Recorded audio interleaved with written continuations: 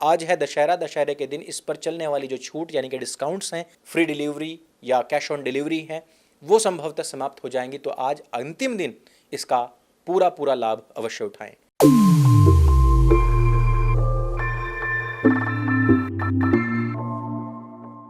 मित्रों, हमने जाकिर नाइक के भारत में स्थित संगठन को अपनी किताब ढाई मोर्चे का चक्रव्यूह भेज दी है। उन लोगों की हमेशा शिकायत रहती है कि आप लोग मेल करते रहते हैं लेकिन अपनी किताब नहीं भेज सकते हैं, उसके लिए भी आपको 370 रुपये चाहिए। हालांकि छूट पर चली हुई है किताब, लेकिन फिर भी हमने अपनी तरफ से इनके संगठन के नाम, जो एड्रेस हमें मिला, उस पर हमने किताब भेज दी है।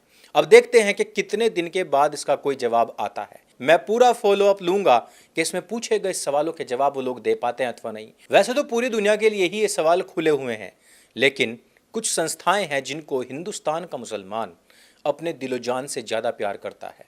वैसे हिंदुस्तान के अंदर इन्हीं मुसलमानों की तशरीफ़ चाटने वाले पत्तलकार आजकल जाकिर नाइक को जाहिल बता रहे हैं। वो कह रहे हैं कि जाकिर नाइक महिला स्त्री विरोधी है, लेकिन वो सीधे सीधे नहीं कह रहे कि पूरी की पूरी आइडियोलॉजी ही महिला स्त्री विरोधी है। क्यों नहीं कह रहे? क्योंकि उन्हीं के तो घरों से, उन्हीं के पैसे से तो इन पत्तलकारों का काम धंधा चलता है। विनोद कापड़ी, जिसको कि आप पार्किंग पत्रकार के नाम से भी जानते हैं, वह जो स्वयं मुझको ब्लॉक करके बैठा हुआ है, एक वीडियो को रीट्वीट करते हुए कहता है, वो लिखता है कि ये आदमी बीमार है और ये बहुत ज्यादा बीमार है, इसकी सोच घिनौनी है। घिनौनी क्यों है, वो एक छोटा सा क्लिप आपको देख करके पता लग जाएगा। टीवी के ऊपर अगर एक न्यूज रीडर आधे घंटे के लिए न्यूज दे रही है और 20 मिनट वो टीवी के ऊपर है, अगर कोई आदमी वो औरत को देखता है मेकअप के साथ, उसके दिमाग में कुछ नहीं होता है तो डॉक्टर के पास जाना चाहिए। कुछ प्रॉब्लम है आदमी में।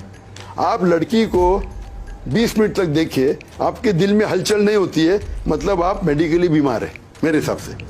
वैसे तो जाकिर नाइक के बराबर में बैठी हुई ये जो औरत है, इसके जिसके सिर के ऊपर काला कपड़ा आप देख रहे हैं, ये स्वयं देखने में ऐसी लग रही है जैसे कि विनोद कबाड़ी की पार्किंग वाली पार्टनर ही हो, और हो सकता है इसी कारण से कबाड़ी फड़फड़ा भी रहा हो। लेकिन जब एक पूरी की पूरी इस्लामिक लॉबी, सारे के सारे मुसलमान जाकिर नाइक को अपना नया नबी मानते हैं, तो क्या यही आइडियोलॉजी उसको मानने वाले अन्य लोगों की नहीं होगी? महिलाओं के विषय में जाकिर नाइक का केवल यही विचार नहीं कि जब आप 20 मिनट लगातार एक समाचार देने वाली लड़की या महिला को देख रहे हों, तब भी आपके दिल के अंदर कुछ उद्वेग ना आए तो आपको इलाज के लिए जाना चाहिए, क्योंकि जाकिर नाइक के हिसाब से आपके अंदर नपुंसकता आ चुकी है। तो गौर करने वाली बात यहाँ पर यह भी है कि ये जो कबाड़ी की पार्किंग पार्टनर इसके बराबर में बैठी हुई है और जिसने कि 30 मिनट तक इसका इंटरव्यू लिया, तो अब जाकिर नाइक ने पार्किंग लॉट में ले जाकर के इस औरत के साथ में क्या किया होगा? बड़ा सवाल तो ये भी बनता है। लेकिन कबाड़ी साहब ये बात नहीं पूछने वाले। क्या जाकिर नाइक की महिलाओं के लिए यह सोच एकदम नई है, या फिर अन्य मुसलमान इसकी सोच को नहीं मानते, या फिर हिंदुओं के खिलाफ इसके विचार बिल्कुल सही हैं? इस पर ही हम आज चर्चा करने वाले हैं। याद कीजिए 2019 का वो बयान, जब इस व्यक्ति ने कहा था कि अगर नरेंद्र मोदी फिर से प्रधानमंत्री बनते हैं तो मैं भारतवर्ष नहीं आऊंगा, और उस समय पर इसने संपूर्ण मुसलमानों को लामबंद करते हुए नरेंद्र मोदी के खिलाफ माहौल बनवाया था। आप सभी जानते हैं कि मुसलमानों ने अपने वीडियोस में, इंटरव्यूज में ये बात कही थी, स्ट्रीट पर खड़े होकर के, सड़कों पर खड़े होकर के, कि जो नरेंद्र मोदी को या भाजपा को हरा रहा होगा हम उसको वोट देंगे, हमारी कोई पार्टी नहीं है। जाकिर नाइक उस समय पर एक बड़ा रोल अदा कर रहा था। 2024 में भी यही चीज देखने में आई, और पिछली बार 9% मुसलमानों के वोट मिले थे, इस बार 6%, क्योंकि जाकिर नाइक को हिंदुस्तान का मुसलमान अपने देश के अंदर बुलाना चाहता है।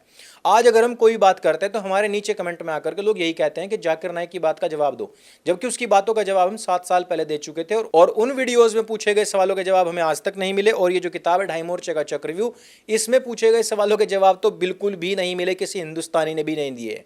अब मैं एक चीज और आपके सामने रखना चाहता हूं, क्या हिंदुस्तान के मुसलमान या विश्व के मुसलमान जाकिर नाइक को नहीं मानते?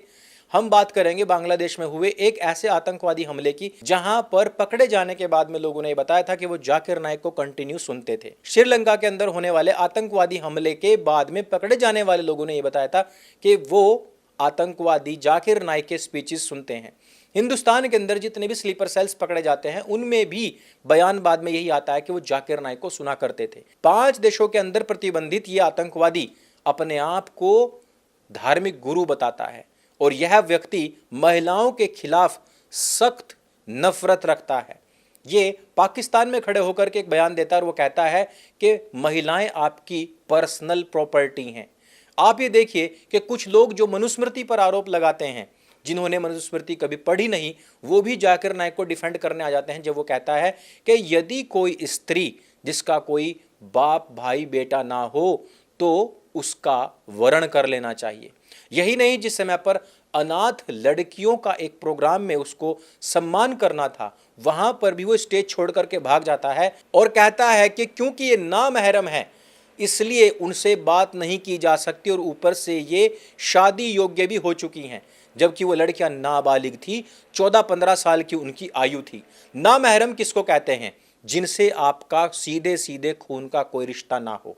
जिनसे खून का सीधा रिश्ता नहीं होता वो शादी लायक बन जाती हैं, उनसे कोई भी मर्द शादी कर सकता है। जाकिर नाइक अपने स्पीच में कहता है कि वो हर लड़की शादी करने योग्य बन जाती है किसी भी मुस्लिम मर्द के लिए जो नामहरम हो, इसलिए उनको बहन या बेटी नहीं बुलाया जा सकता। अब आप देखिए कि मंच पर खड़ी हुई यदि महिला भी उन लड़कियों को बेटी बुला रही है तो भी जाकिर नाइक उसके खिलाफ हो जाता है।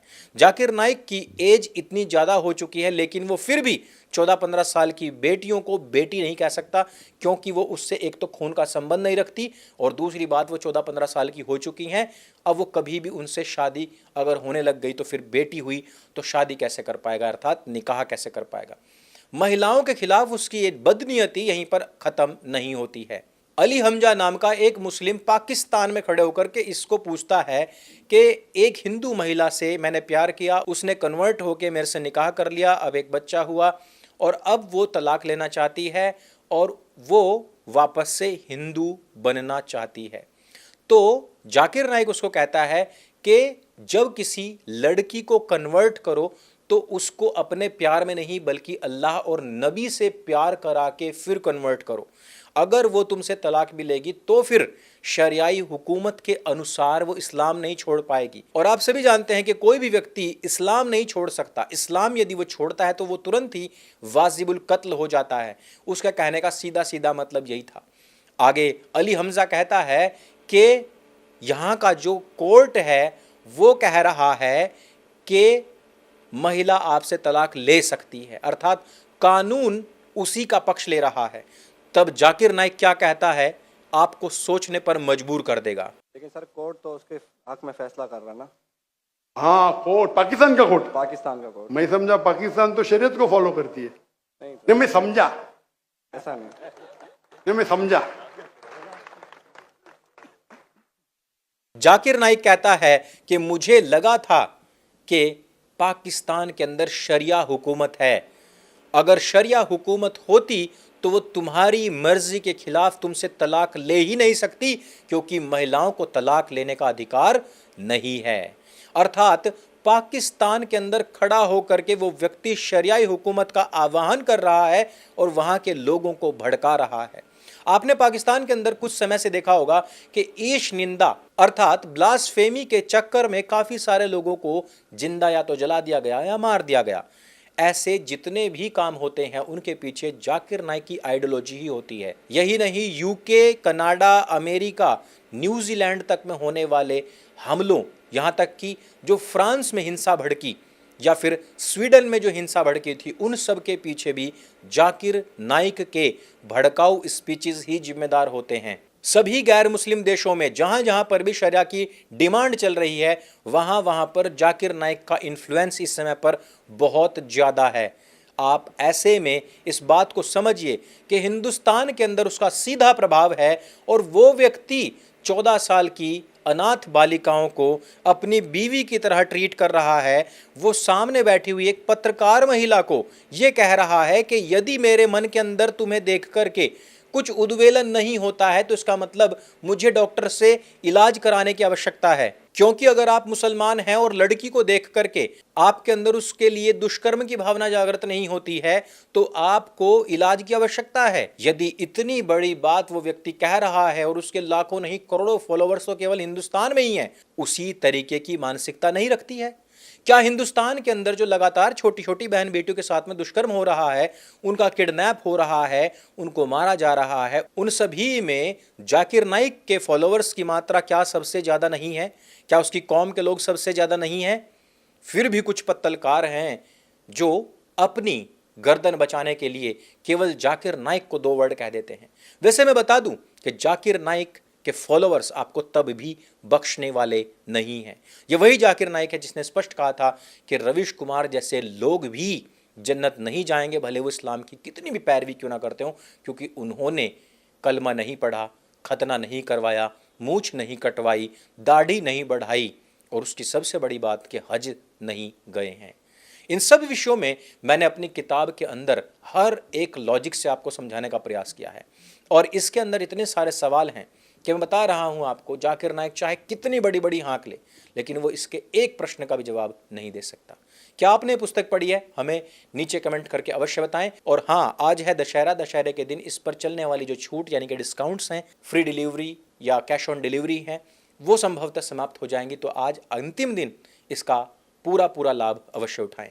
अंत में देखिए, इस पुस्तक के ऊपर डॉक्टर आनंद रंगनाथन जी और भाई अजीत भारती जी ने क्या कहा है। अगर ये वीडियो आपको अच्छी लगती है, जानकारी से भरपूर लगती है, तो इसको सबके साथ में शेयर अवश्य करें। अगर पूरे वैश्विक इस्लामिक विचारधारा जो महिलाओं के प्रति है उस पर मैं थोड़ा सा भी आपको सजग कर पाया हूं, तो इसको सभी बहन बेटियों तक अवश्य पहुंचाएं। मेरे संग बोले सत्य सनातन वैदिक धर्म की जय। जय हिंद, वंदे मातरम।